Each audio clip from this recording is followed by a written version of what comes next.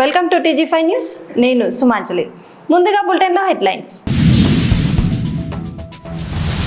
గట్కేసర్లో అక్రమ నిర్మాణాలపై మున్సిపల్ ఉక్కుపాదం. రౌడీ షీటర్ అరెస్టుకు కారణమైన ఆటో డ్రైవర్ సాహసం. స్వయం ఉపాధితోనే యువతకు ఆర్థికాభివృద్ధి లగడపాటి రాజగోపాల్. భూ కబ్జాదారులపై చర్యలు తీసుకోవాలని యజమానుల డిమాండ్. మద్దతు ధరపై గందరగోళం, రైతులపై ప్రభావం. అంగన్వాడీ కేంద్రాల బలోపేతానికి ప్రభుత్వం కట్టుబాటు. ఎండాకాలంలో నీటి కష్టానికి చెక్, బోర్వెల్ పనులు ప్రారంభం. సీఎం రేవంత్ రెడ్డికి ఫోరం ప్రతినిధుల వినతి. లబ్ధిదారులకు ఆర్థిక సహాయం, ప్రభుత్వ పథకాల అమలు. గట్కేసర్ సర్కిల్ పరిధిలో అక్రమ నిర్మాణాలపై మున్సిపల్ అధికారులు ఉక్కుపాదం మోపారు. యమ్నంపేట డివిజన్లో అనుమతులకు విరుద్ధంగా బహుళ అంతస్తుల భవనాలు నిర్మిస్తున్న వారిపై కఠిన చర్యలు చేపట్టారు. గ్రౌండ్ +2 అనుమతులు తీసుకొని 5 నుంచి 6 అంతస్తుల వరకు నిర్మాణాలు చేపట్టిన భవనాలను గుర్తించి సెట్ బ్యాక్లు, పార్కింగ్ లేకుండా నిర్మించిన నిర్మాణాలను కూల్చివేశారు అధికారులు. నిబంధనలు ఉల్లంఘిస్తే ఎవరిని వదిలిపెట్టబోమని స్పష్టం చేసిన మున్సిపల్ అధికారులు అక్రమ నిర్మాణాలపై ఇకపై మరింత కఠిన చర్యలు తప్పవని హెచ్చరించారు.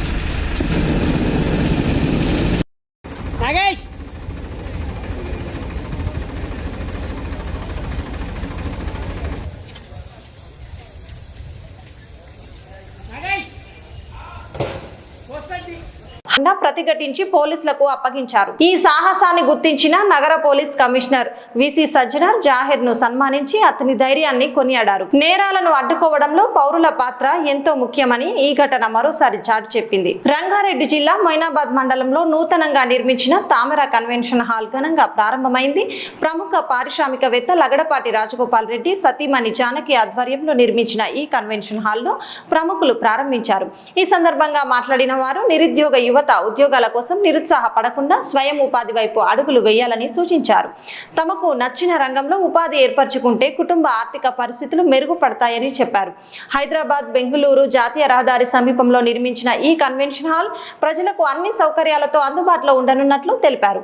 మేడ్చల్ జిల్లా బోడుప్పల్ మున్సిపల్ పరిధిలో భూ కబ్జా ఆరోపణలు తీవ్ర కలకలం రేపుతున్నాయి. వికాస్ కాలనీ పరిధిలో చట్టబద్ధంగా ప్లాట్లు కొనుగోలు చేసిన యజమానులు తమ భూములను కొందరు అక్రమంగా ఆక్రమించేందుకు ప్రయత్నిస్తున్నారని ఆరోపిస్తూ బషీర్బాగ్ లో నిర్వహించిన ప్రెస్ మీట్ లో ఆవేదన వ్యక్తం చేశారు. HMDA అనుమతులు, రిజిస్ట్రేషన్ పత్రాలు ఉన్నప్పటికీ పలుమార్లు ఫెన్సింగ్ గోడలను కూల్చివేస్తూ ట్రాక్టర్లతో ప్లాట్లను ధ్వంసం చేస్తున్నారని తెలిపారు. ఈ భూమి విలువ సుమారు 100 కోట్లలో ఉండడంతో వివాదం మరింత తీవ్రమైంది. పోలీసులకు ఫిర్యాదు చేసినా సరైన చర్యలు తీసుకోవడం లేదని ఆరోపించిన బాధితులు వెంటనే భూములను రక్షించి భూ కబ్జాదారులపై కఠిన చర్యలు తీసుకోవాలని ప్రభుత్వాన్ని కోరుతున్నారు. న్యాయం జరగకపోతే పెద్ద ఎత్తున ఆందోళన చేపడతామని హెచ్చరిస్తున్నారు. దయచేయండి సార్, మాకు జంగయ్య బారి నుంచి రక్షించి మా జాగాలు మాకు ఇప్పియండి సార్. మా బిడ్డకి ఇస్తామని అన్నాం సార్. ఇప్పుడు మా ఇంట్లో అన్ని గొడవలు అవుతున్నాయి సార్. దయచేసి మాకు ఇప్పియండి సార్. చాలా కృతజ్ఞతలు తెలుపుకుంటాం సార్ మీకు. పోలీస్, నేను ప్రొఫెసర్నే కాక ఇక్కడ ఉస్మానియా ప్రొఫెసర్ కాదు, ఇక్కడ వికాస్ కాలనీ ప్రెసిడెంట్గా కూడా కంటిన్యూ అవుతున్నా. ఇష్యూ ఏంటంటే 6 ఎకర్స్ ల్యాండ్ కబ్జా సర్వే నెంబర్ 85 బోడుప్పల్ బై తోటకూర జంగయ్య యాదవ్. నేను ఈ మధ్యన పేరు మార్చుకున్నాడు, తోటకూర వజ్రేష్ యాదవ్ అని. నేను బ్రీఫ్గా ఇష్యూ చెప్తాను.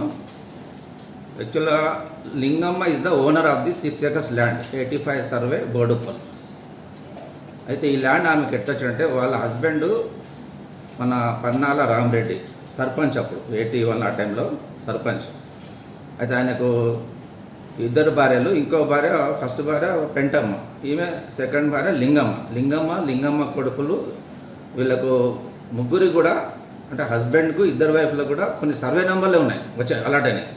ఆర్డీఓ ప్రొసీడింగ్స్ ఉంటాయి, ల్యాండ్ రిఫార్మ్స్ ప్రొసీడింగ్స్లో వీళ్ళకు 85 సర్వే వీళ్ళకి అలాట్ అయింది. లింగమ్మకు 87, 88 పెంటమ్మ కొడుకు జనార్దన్ రెడ్డి. ఇలా రామరెడ్డి కూడా కొన్ని సర్వే నెంబర్లు ఉన్నాయి. ఇది కాక వాళ్ళ సొంత ల్యాండ్, ఇది టెనాంటీ ల్యాండ్, అల్లి యావర్ జంగ్ నుంచి వచ్చింది 6 acres ల్యాండ్. అయితే ఈమెకు వచ్చిన తర్వాత లింగమ్మ కొడుకులు 4 కలిసి జీపీఏ ద్వారా మాకు అమ్మిరు. మేమంతా ప్లాట్ ఓనర్స్. అక్కడ 69 ప్లాట్స్ ఉంటాయి. మన 85 లేఅవుట్లో లింగమ్మ చేసిన లేఅవుట్లో చేసినప్పుడు దానికి అప్రూవల్ ఇచ్చింది వాళ్ళ హస్బెండ్, ఆయనే సర్పంచ్ పన్నాల రామరెడ్డి. అయితే మేము ప్లాట్ ఓనర్స్ ఏంటంటే ఒక 5 years ఇన్స్టాల్మెంట్ కట్టి కొన్నాం అప్పుడు. అంటే 87 నుంచి 92 వరకు 5 years ఇన్స్టాల్మెంట్. చాలామంది ప్లాట్ ఓనర్లు ఇన్స్టాల్మెంట్ కట్టారు. అది కొన్న తర్వాత రిజిస్టర్ చేసుకున్నాం. కొందరు 92లో, కొందరు 93, 94, 97 ఇట్లా వాళ్ళ ఇన్స్టాల్మెంట్ అయిపోయిన తర్వాత వాళ్ళు రిజిస్టర్ చేసుకున్నారు.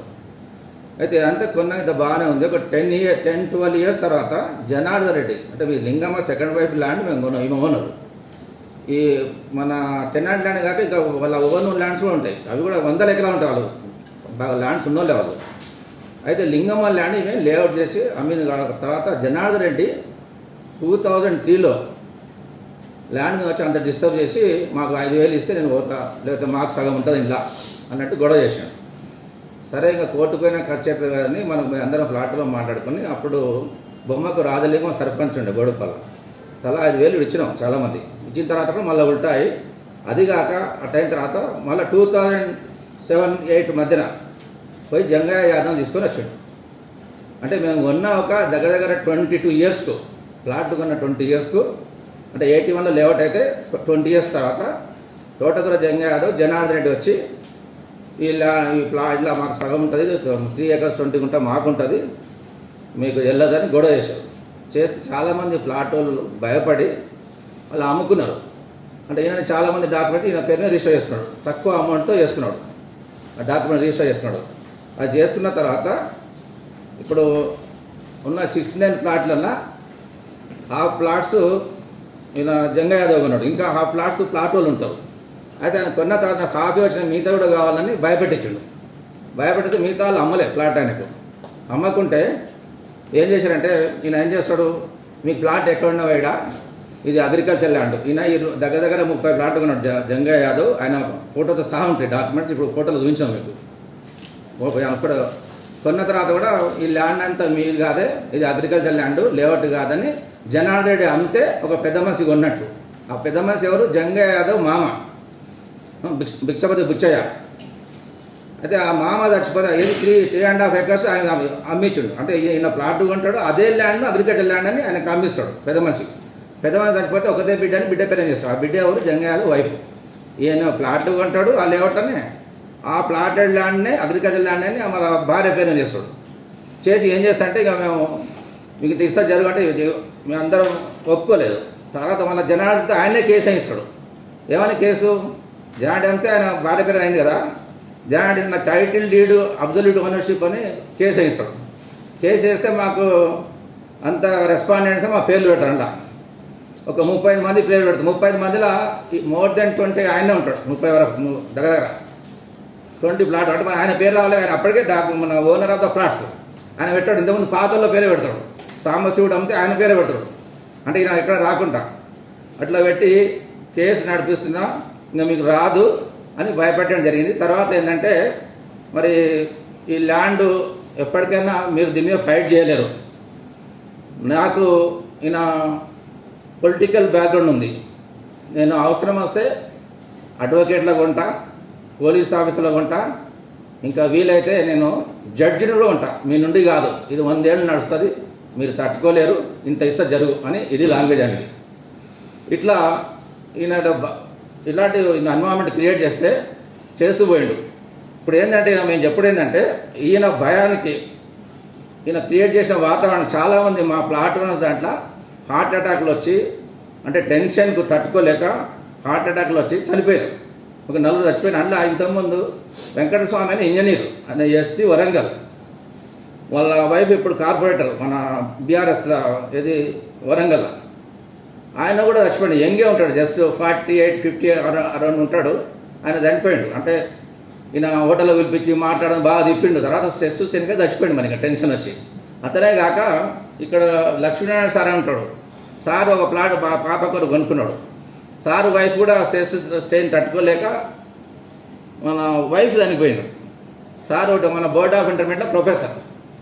ఇప్పుడు లాలే సార్ ఉన్నాడు. లాలే సార్ ఒక ప్లాట్ డాక్టర్కి ఇద్దామని కొనుక్కున్నాడు. రిటైర్డ్ అయ్యి చాండోలేదు. ఇంట్లో గొడవలు అవుతున్నాయి. అల్లుడే అడుగుతున్నాడు ప్లాట్ అని. ఈయన కబ్జా పెట్టుకున్నాడు. ఇట్లా మాట్లాడారు. చాలామంది ఇట్లా కొనుక్కున్నారు. అలా షాప్ వద్దని ఐఎస్సీ టైంలో ఆయన కూడా చనిపోయాడు. ఇలా అన్ని పార్టీలు ఉన్నారు, ఆల్ కమ్యూనిటీస్ ఉన్నారు, ఆల్ కాస్ట్ ఉన్నారు. ఈయన ఏంటంటే దౌర్జన్యం చేసి ఇప్పుడు రాహుల్ గాంధీ భారత్ జోడో అంటే అందరు కలుపుకొని పోతుంటే ఈయన భారత్ తోడు అన్నట్టు ఈ భయానక వాతావరణం క్రియేట్ చేస్తున్నాడు. అంటే ఈయన ఏంటంటే నేను సామాజిక సేవ అని వస్తాడు, మరి మీ అందరికి హెల్ప్ చేస్తానని వస్తాడు. మరి సామాజిక సేవ అని ఇట్లా ప్లాట్ ఆయన కొట్టాడు, మన అగ్రికల్చర్ ల్యాండ్ అయినా ఆయన తీసుకుంటాడు, భయభ్రాంతం క్రియేట్ చేస్తాడు, బౌన్సర్లో పెట్టుకుంటాడు, ఆడ కుక్కలో పెడతాడు. ఇప్పుడు ఏం చేసినట్టే లేటెస్ట్గా మన ఎలక్షన్ ముందు అందరినీ భయపెట్టించుకొని ఆడ పికాస్ వాల్ పెట్టుకున్నాడు, లోపల చెట్టు పెట్టేస్తున్నాడు. ఇంకా ఆడిపోతే పోలీసులు ఏంటంటే పోలీసులు కొంటా అంటే పోలీసులు అయ్యా కోర్టుల కేసు రావద్దని కోర్టుల కేసు ఆయనే ఇస్తాడు. మేమంతా కౌంటరేషన్ అంతే. ఇప్పుడు జంగా యాదవ్ ఈయన పన్నాల రామిరెడ్డి కొడుకు కాదు, ఈయనకు సంబంధం లేదు. జనార్దన్ రెడ్డి ఏదో ఎగేసి ఒక పార్టీషన్ డీడ్ క్రియేట్ చేసాడు. 5 రూపాయల స్టాంప్ పేపర్ మీద 17 లైన్లో వంచుకున్నామని క్రియేట్ చేసాడు. అయితే వీళ్ళకు land reforms record tribunal allot అయింది 76, 7 లైన్లో వంచుకున్నా అన్నట్టు 2012 ఉంచుతున్నాడు. అంటే 5 రూపీస్ స్టాంప్ పేపర్ రాసుకున్నారు, మేము పంచుకున్నాం అన్నట్టు. అది ఒక్కటే ఆయన ప్రూఫ్ ఎవిడెన్స్. ఇంకా అది కూడా ఫేక్, అందరు సంతకాలు లేవు, కావాలని ఒక వాతావరణం క్రియేట్ చేస్తుండు. నేను చెప్పడం ఏంటంటే ఇవాళ నక్సలైట్స్ అన్నలే ఉంటే ఒక స్లిప్ రాసి అయిపోతుండగా ఈయన ఇంతవరకు చేసే సిచ్యువేషన్ ఉంటుందా? అదే కాకుండా ఆయన ఒక పార్టీకి ఎన్నో పార్టీలు మారిండు. ఫస్ట్ ఏదో చిరంజీవి పార్టీ, దాని తర్వాత మన దేవేందర్ గౌడ్ పార్టీ నవ తెలంగాణ, దాని తర్వాత తెలుగుదేశం, ఇప్పుడు కాంగ్రెస్. నేను చెప్పడం ఏంటంటే కాంగ్రెస్ పెద్దలకు కూడా ఆయన ఏ పార్టీలో ఉన్నా ఐరన్ లెగ్ లాంటాడు. 5-6 సార్లు కాంటాక్ట్ చేసిన ఎమ్మెల్యేగా. అయితే అంతకుముందు ఈయన ఉప సర్పంచ్ బొమ్మకు రాధలింగం సర్పంచ్గా పనిచేసి ఆయన కూడా చచ్చిపోయాడు. ఈయన ఉప సర్పంచ్ చేసాడు, భార్య సర్పంచ్ లక్ష్మి, ఇంకా కొడుకు మొన్నటి వరకు మేయర్గా ఉన్నాడు. ఇప్పుడు అయిపోయింది అది. అయితే ఇలా రాధలింగం చచ్చిపోయాడు, రాజలింగం కొడుకు కూడా చచ్చిపోయాడు. అయితే ఈయన ఒకసారి వాళ్ళ ఇంటికి పోయినా నేను, అప్పట్లో బాగానే ఉండే ఫ్రెండ్లీగా. ఇంటికి పోతే ఆయన ఇట్లా బాస్కెట్ నిండా స్టాంపులు ఉన్నాయి.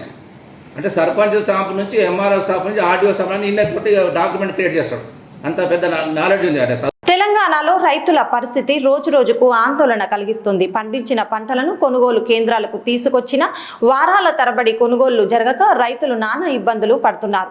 నర్సంపేట మార్కెట్లో మక్కల కొనుగోలు కేంద్రాన్ని సందర్శించిన సందర్భంగా రైతులు తమ గోడును వెలగక్కారు. మద్దతు ధరపై స్పష్టత లేకపోవడం, కొనుగోలు ఆలస్యం కావడం వల్ల పంటలు కళ్ళాల్లోనే నిల్వ ఉండిపోతున్నాయని ఆవేదన వ్యక్తం చేస్తున్నారు. ఎండలు, అకాల వర్షాలు ఒకవైపు కొనుగోలు లేకపోవడం, మరోవైపు రైతులకు డబుల్ దెబ్బగా మారింది. వెంటనే పంటల కొనుగోలు ప్రారంభించాలని డిమాండ్ చేస్తూ, లేకపోతే రాష్ట్ర వ్యాప్తంగా ఉద్యమం తప్పదని హెచ్చరికలు వినిపిస్తున్నాయి. ఆ దళారులతో మాట్లాడుకొని ఇక్కడ ఉండే ఎమ్మెల్యేలు, ఇక్కడ ఉండే మంత్రులు వాళ్ళే చెప్తారు సార్, వాళ్ళే చెప్తారు. సాయంత్రం పూట వాళ్ళే వేరే వాళ్ళ పేరు మీద పెడదామన్నా కూడా మనకి ఛాన్స్ లేకుండా చెట్ల కింద మొత్తం ప్రైవేట్ ట్రేడర్స్ ఉన్నటువంటి స్టాక్ వేసి ఓపెన్ ప్లేస్ లో మొత్తం రైతులు ఎండలో మాడుతూ నెల 10 రోజుల నుంచి వెయిట్ చేస్తున్నారు. 620 టోకెన్స్ ఇచ్చి 620 కుప్పలు ఇప్పుడు స్టాక్ ఉన్నాయి. ఇప్పటి వరకు 150-160 నడుస్తాం, సీరియల్ నడుస్తాం కాంటాలకు సంబంధించి. ఇంకా 500 మంది కావాలి. గోదాముల కాడికి పోవాలంటే ట్రాన్స్పోర్ట్ రైతే భరించి గోదాం దగ్గర పోతే గోదాం స్పేస్ ఉందో కూడా ఎంత ఉందో కూడా తెలియని సన్యాసులు అక్కడికి పంపడం ద్వారా ఏమవుతుందంటే 10 రోజులు 12 రోజులు వెయిటింగ్ అవుతుంది. ఒక గుల్లాపాడు అనే గ్రామం, నల్లవెల్లి మండలం. గోదాం స్పేస్ని స్వయంగా విజిట్ చేశాను, ఎవరు పడుచుకోవట్లేదు. ఇక్కడ కలెక్టర్ గారు చెప్పిన, స్థానిక ఎమ్మెల్యే గారికి అనేక పద్ధతులు చెప్పిన, ఎవరు పడుచుకోవట్లేదు. అసలు ఫోన్లు కూడా ఎవరైతే పరిస్థితులు అధికారులు అయితే. కాబట్టి మేమే అందరం కలిసి టీమ్గా తయారై మనం కోఆర్డినేట్ చేద్దాం, వెహికల్స్ అవన్నీ ఇబ్బంది అవుతుందని చెప్పి మేమే అక్కడ పోయి భోజనాలు పెట్టాను, రైతులను కాపాడుకుందాం అని చెప్పి, ఎండలు కదా అని చెప్పి మేము గుల్లాపాడు గోదాం దగ్గర పోయి అక్కడ చూస్తే ఆడ స్పేస్ ఉన్నది 25,000 బస్తాల స్పేసే ఉన్నది. ఆడ 110,000 బస్తాల సామర్థ్యం గల అటువంటి వాహనాలు లోడ్ అయి ఆడ వెయిటింగ్లో ఉన్నాయి. 200 వెహికల్ వెయిటింగ్లో ఉన్నాయి. వెయిటింగ్లో ఉండబట్టి 1 వీక్ దాటిందన్న. ఎందుకు వెయిటింగ్లో ఉన్నదంటే స్పేసే లేదు కదా. ఎంత స్పేస్ ఉంది? అప్పుడు మనం కట్టించిన గోదాములే స్పేస్ ఉంది. 25,000 బస్తాలు పడతాయని చెప్పి వాళ్ళు అమాలి పెద్దలు ఇన్ఛార్జ్ చెప్పాడు. మరి ఎన్ని ఉన్నాయంటే 110,000. మరి 1 వీక్ నుంచి బుద్ధి లేని వాళ్ళు ఎందుకు పంపించిండు రైతులు అరగోసపేట కాకుండా వెయిటింగ్ ఛార్జ్ ట్రాక్టర్కు 2000, డీసీఎంకు 3000 పర్ డే రైతు కట్టాలి. అసలు కాంటా అయిన తర్వాత వీళ్ళకు చిట్టిస్తారు. ఇచ్చిన తర్వాత రైతుకి ఏం సంబంధము? రైతులు నెల రోజుల బట్టి కాంటా అయిన వాళ్ళు కూడా ఇక్కడ ఉన్నారు. అవి లారీలు ఎత్తేదాకా మీరు ఇక్కడ ఉండాలంటారు సార్.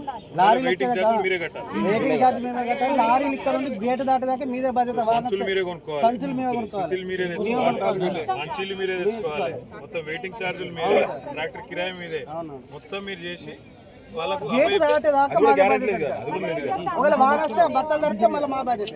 మళ్ళీ ఏం చెప్తారు మీరు తీసుకోవాల్సి కాంట చెప్పి ఏ బ్రిడ్జి కాంటకేసి అక్కడ సంవత్సరంన్నర నుంచి కొట్లాడుతున్నాడు. ఈ కుంభకోణంలో రాష్ట్రంలో ఉన్న ముఖ్యమంత్రి, సివిల్ సప్లైస్ మంత్రి వీళ్ళిద్దరి మీద విచారణ చేయాలని చెప్పి ఈడీ, సిబిఐ దాకా పోయిండు.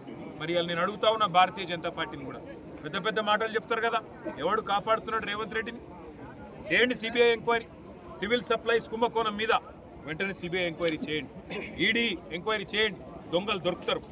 మొత్తం ఆధారాలతో సహా మేము ఇచ్చినాం మీకు. ఈడీ ఆఫీస్కి పోయి హైదరాబాద్లో ఇదే సుదర్శన్ రెడ్డి గారు పోయి ఇచ్చినారు. మళ్ళీ కావాలంటే మళ్ళీ ఇస్తాం. ఒకవేళ నిజంగానే కాంగ్రెస్ బీజేపీ బాయి కాకపోతే, కాంగ్రెస్ వాళ్ళని బీజేపీ వాళ్ళు కాపాడుతున్న మాట నిజం కాకపోతే, మీకు ఈశాన్ మాత్రమైన రైతుల మీద ప్రేమ ఉంటే వెంటనే సివిల్ సప్లైస్ కుంభకోణం మీద విచారణ చేయాలని చెప్పి కూడా మేము డిమాండ్ చేస్తున్నాం.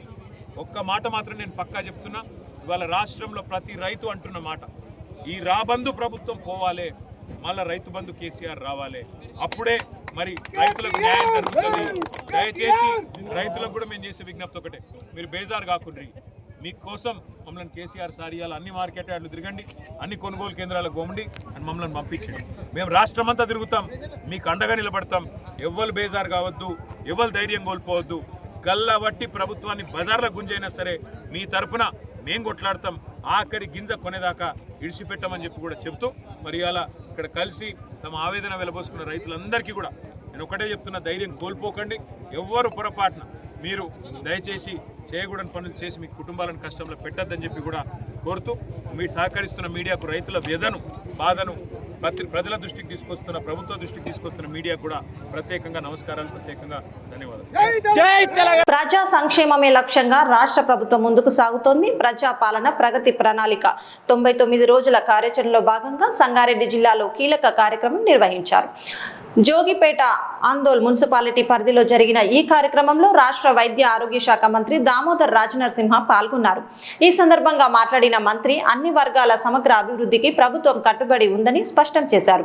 ముఖ్యంగా అంగన్వాడీ వ్యవస్థను మరింత బలోపేతం చేయడానికి చర్యలు తీసుకుంటున్నామని, త్వరలోనే అన్ని కేంద్రాలకు సొంత భవనాలు నిర్మిస్తామని హామీ ఇచ్చారు.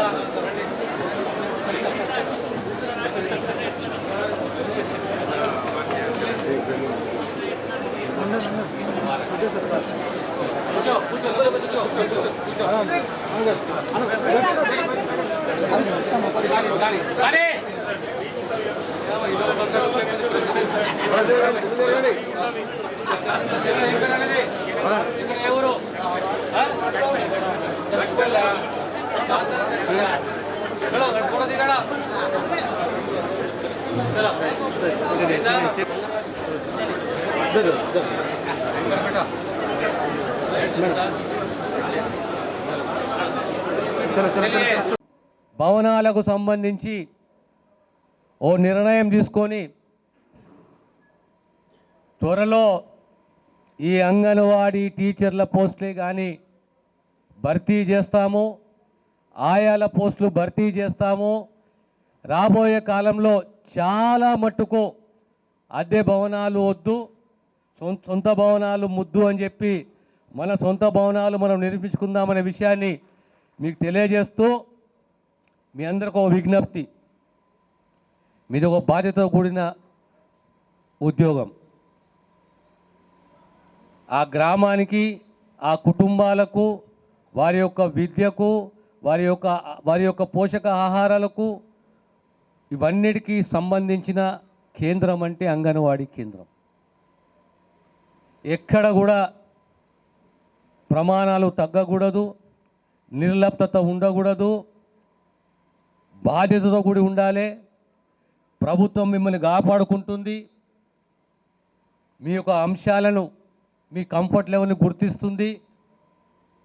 ఆ దిశగా ప్రభుత్వం ముందుకు సాగుతుంది. కానీ ఎక్కడైనా నిర్లక్ష్యము, బాధ్యత రహితంగా ఉంటే మాత్రం ప్రభుత్వం ఎక్కడో కూడా ఉపేక్షించదనే విషయాన్ని మీకు తెలియజేస్తూ ఈరోజు 10 స్కూటీలను మనము అందజేస్తున్నాము. ఎంతమందికమ్మా ఇవి స్మార్ట్ ఫోన్లు? 294 మా ప్రాంతంలో 286 మంది, 286 మంది అంగన్వాడీ టీచర్లకు స్మార్ట్ ఫోన్లు. మీ DW మొన్న అడిగింది, సార్ మనం ప్రోగ్రాం పెట్టుకుందాం జిల్లా స్థాయిలో, అందులో ప్రోగ్రాం పెట్టుకుందాము, అందులో అంగన్వాడీ టీచర్లని, సూపర్వైజర్ని మనం ఆహ్వానిస్తాము, వారికి మీ చేతుల మీదుగా ఈ స్కూటీలే కానీ ఇవన్నీ అందియాలని చెప్పి వారు నన్ను కోరినరు. ఈరోజు ఈ కార్యక్రమంలో రావడం, మీ అందరితో ఇంటరాక్ట్ కావడం, కలవడము చాలా సంతోషము. కానీ నా షఫీ అంటే నా 30 ఏళ్ళ మిత్రుడు, ఇప్పుడు కాదు. అందరు ఏమనుకుంటారంటే నాకు మొన్న రాజకీయాలకు వచ్చినా అనుకుంటారు, లేదా ఈయనేమో 10th పాస్ అయ్యిండు ఇంకేం తెలుసు అని అనుకుంటారు. మిత్రుడు షఫీ 91, 92లో నేను 26 ఏళ్ళకి ఎమ్మెల్యే అయినా.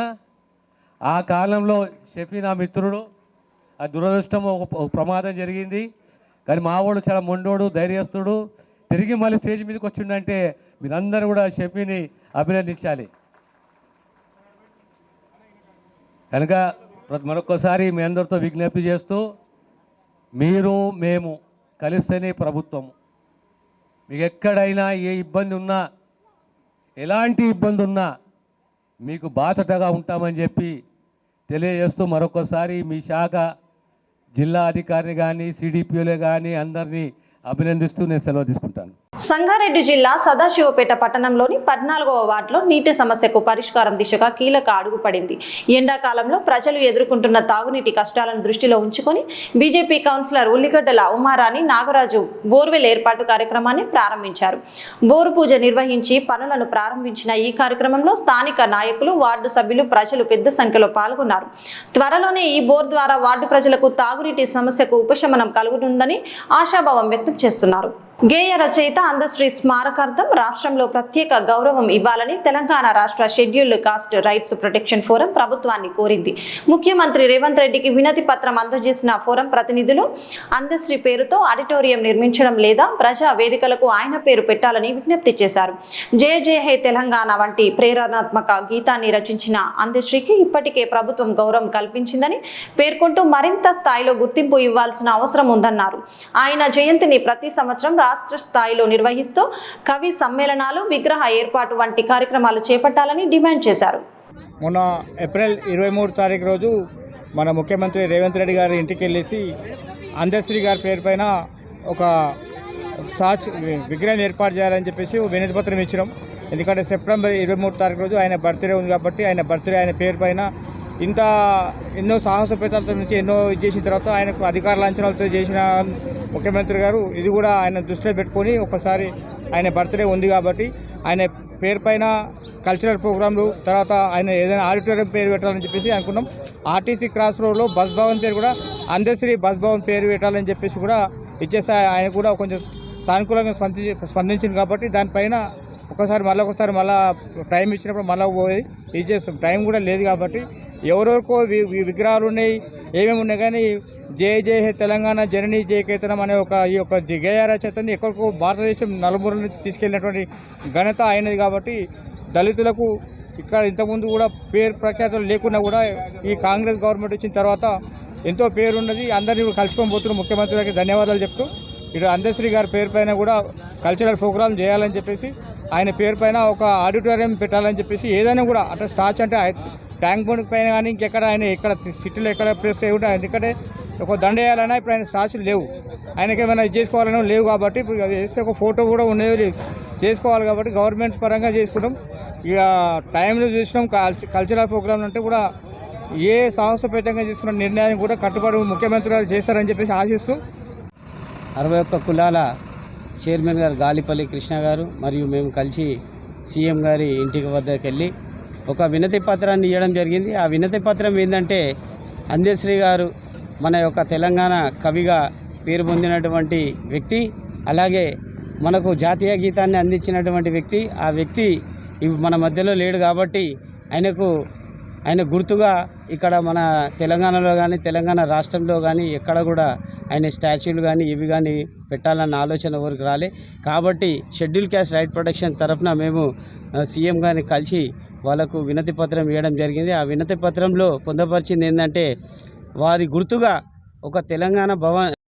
మల్కాజ్గిరిలో ప్రభుత్వ సంక్షేమ పథకాల అమలు కొనసాగుతోంది. కళ్యాణ లక్ష్మి, షాదీ ముబారక్ పథకాల కింద లబ్ధిదారులకు ఎమ్మెల్యే మర్రి రాజశేఖర్ రెడ్డి చెక్కులను పంపిణీ చేశారు.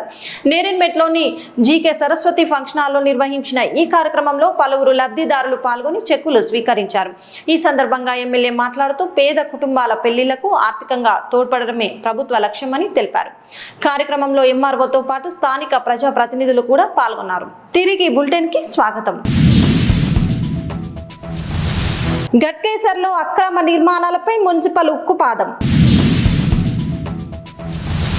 రౌడీ షీటర్ అరెస్టుకు కారణమైన ఆటో డ్రైవర్ సాహసం. స్వయం ఉపాధితోనే యువతకు ఆర్థికాభివృద్ధి, లగడపాటి రాజగోపాల్.